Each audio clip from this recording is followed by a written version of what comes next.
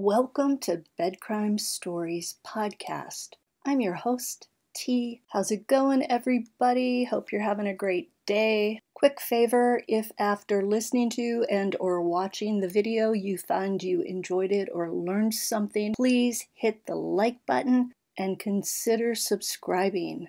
Now, let's dig in. I haven't chatted for some time about alleged killer Bryan Kohberger, and I finally have some new info to share about him, so here we go. It's been reported this morning that court documents filed by Kohberger's defense team on Wednesday show that they have presented an affidavit from a genetic genealogy expert from California in support of a previous motion regarding the disclosure of materials related to the biological testing in this case. That would be the DNA testing.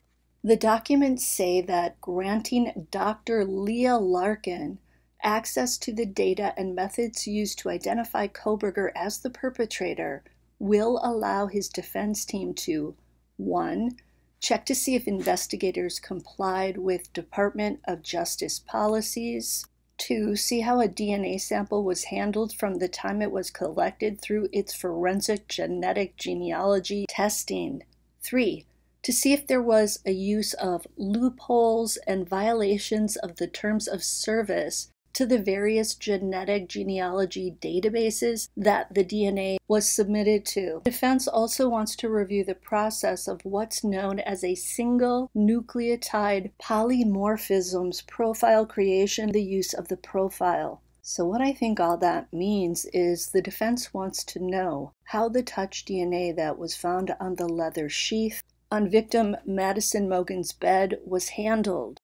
Was it properly handled and processed according to Idaho law? Was it at any time not in the custody of law enforcement? And did the investigators violate the privacy policies of the genetic genealogy databases that they used to build a family tree around that DNA profile? The defense needs access to all this information, or at least they're saying that they do, so that they can have their expert look at all this stuff and try to find holes where it could be shown maybe that the evidence wasn't handled correctly, that the laboratory that processed it has a lot of problems, that Mr. Kohberger's rights under the Constitution were violated, and that DNA was entered into those genealogy databases. We have to remember that the burden of proving Kohberger guilty is 100% on the prosecution.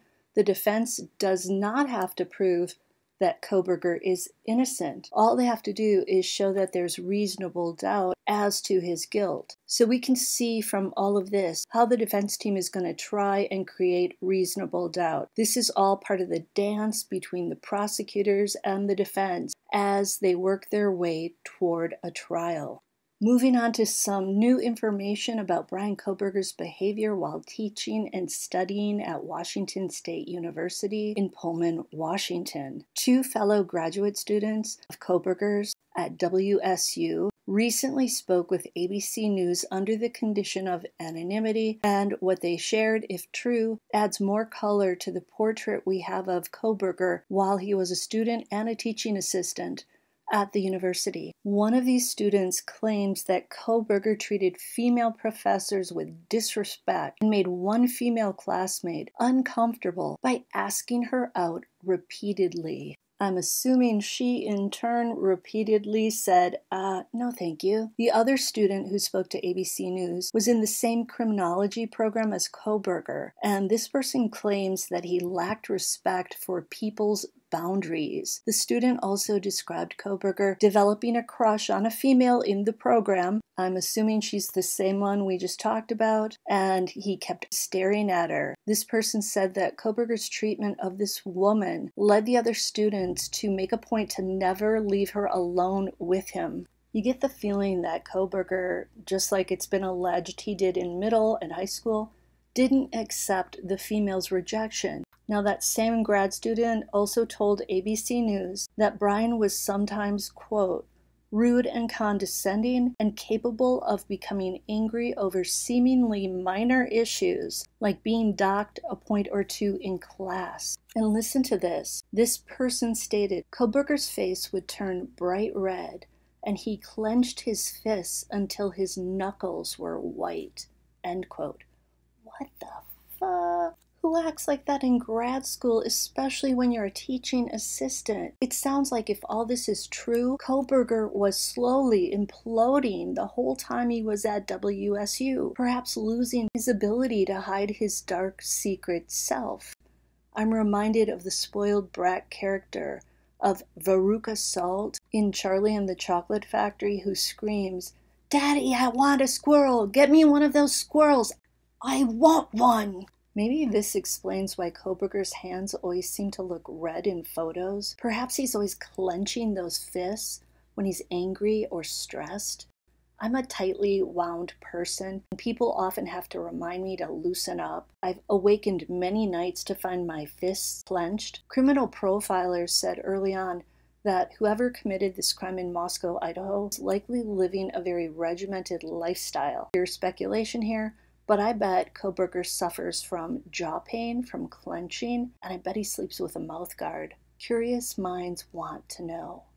Can you imagine him sleeping in his cell with his little mouth guard in? Random thought.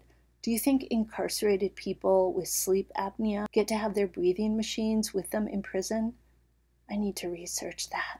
Back to the topic. One of these students from WSU claims that Kohberger's fellow PhD students began tracking those of Kohberger's behaviors that bothered them, especially when they saw his disrespect for female professors. Among the other behaviors they secretly monitored were how many times Kohberger interrupted his female professors and skipped their classes. The ABC News reporter said that the students' decision to keep track of Kohberger's behavior could pay off for prosecutors in an upcoming trial, and that's because the students jotted down that he didn't attend class on Monday, November 14, 2022. That would have been the first day of class after the murders in Moscow, Idaho. So let's ponder this for a moment.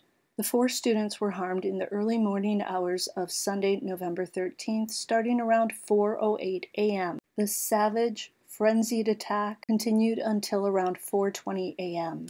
Later that same Sunday morning, cellular data for Kohberger's phone shows that it traveled back to his apartment in Pullman, Washington, around 5:30 a.m. So let's assume for a second that he really is the perpetrator of the crime. If so, it would appear that it took him about an hour and 10 minutes to get back home. The phone stays in Pullman from 5:30 a.m. until around 9 a.m. It then travels to Moscow, Idaho, hangs out near the student's home from about 9:12 a.m. until 9:21 a.m. Then the phone goes back to Pullman, Washington, and arrives there at 9:32 a.m. The phone stays there until it uses cell towers consistent with the phone traveling from Pullman to Lewiston, Idaho, via U.S. Highway 195. At 12:36 p.m., the phone was using a cell tower near Clarkston, Washington. Clarkston, remember, is a 43-minute drive away from Pullman.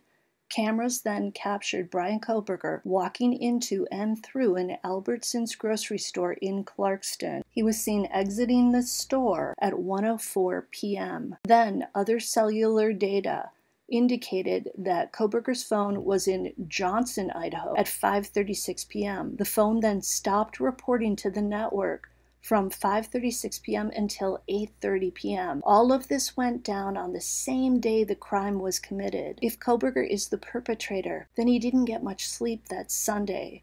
It would make sense if he was absolutely exhausted by Monday morning that he didn't feel able to go to class. Even the most energetic person drinking a Red Bull would finally poop out after all that and say, "Oh heck no, I can't go to class today." There might be other reasons why he didn't go to class as well. Okay, switching topics again.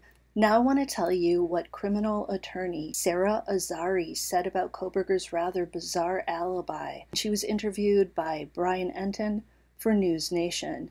This is worthy of sharing in my opinion because Azari illustrates why Kohberger's lead attorney Ann Taylor likely went with such an alibi for her client. The alibi was basically that Kohberger has a habit of driving alone in his white Elantra late at night and in the early morning hours, and that's what he was doing when the crime in Moscow, Idaho occurred. So Enton told Azari that he expected a more in-depth alibi to come from Team Kohberger at this point. Azari responded, quote, "I'm sorry you're disappointed, but look, Ann Taylor is all business. She is no games here.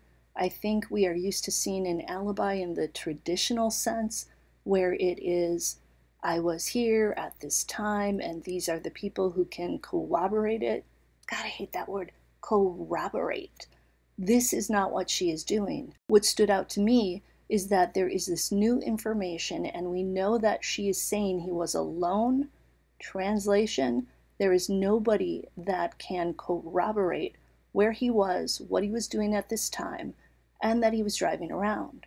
That's key because should those cell pings, the movement of the car, the data from the phone, in fact check out and be reliable forensic evidence, then he doesn't have to deny it was him driving and that there's insufficient evidence to place me in this party house and put a knife in my hand, end quote. But another well-known attorney, Niema Ramani, told the Daily Mail that Kohberger's alibi is not a, quote, real alibi defense because it offers no new evidence to support his claim. Ramani said, quote, "It's not a real alibi defense. It's more sort of cross-examining the government's witnesses and arguing by inference that because Kohberger's phone wasn't there, Kohberger wasn't there either," end quote. So that's all for today on the Idaho student murders case. May Ethan, Madison, Kaylee, and Xana never be forgotten, and may justice be served. Until the next time on Bed Crime Stories, please smash that like button.